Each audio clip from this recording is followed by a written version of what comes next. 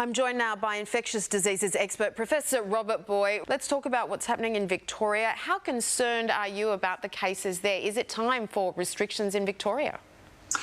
I don't think it's time for restrictions, but it is time to throw the contact tracers and the testing at large levels again at the problem. There's only still really a handful, under 10 people who are infected.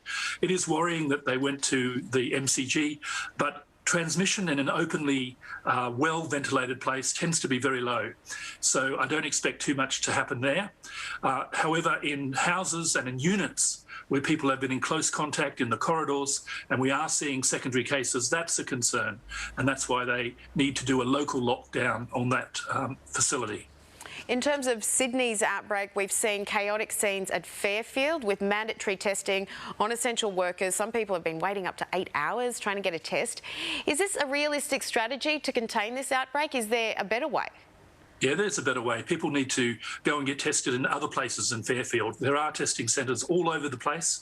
Travel for 20 or 30 minutes and you can go to a place where the queue is really short. Why are we still not using those rapid at-home testing that they're using in the UK? They have been for months. Why don't we do that in Australia?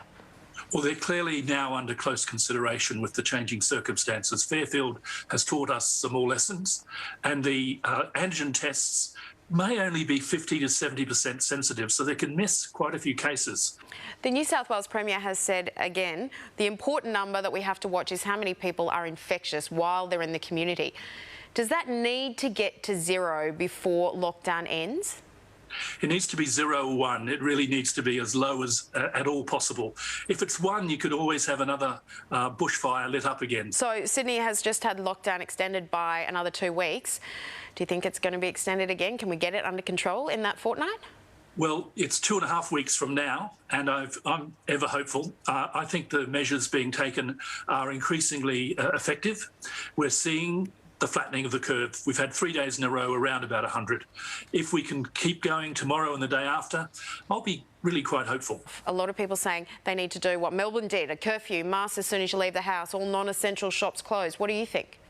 Well, they're ratcheting up every couple of days, so we have to give time for a change in the approach to take effect. It takes 5, 6, 7 days to see the effect of a new change. Robert, we've seen inside an ICU ward today here in Sydney with people young and old fighting for their lives with COVID. Are you surprised by how many young people are in ICU with this Delta variant? If you look at the proportion of people in their 20s and 30s are catching it, it is quite high. Of those, the people who get it severely is really still a tiny fraction. Do you think those pictures, which are quite confronting, will encourage more people to get vaccinated? It is a motivating factor. Fear does motivate, as does the joy and the hopefulness of getting through all this and getting back to a normal life. Both things are important, but it is a strong motivator to see people in intensive care and to worry that they might even be dying from it. OK, well, thank you as always for your expertise, Professor Robert Boy. Pleasure.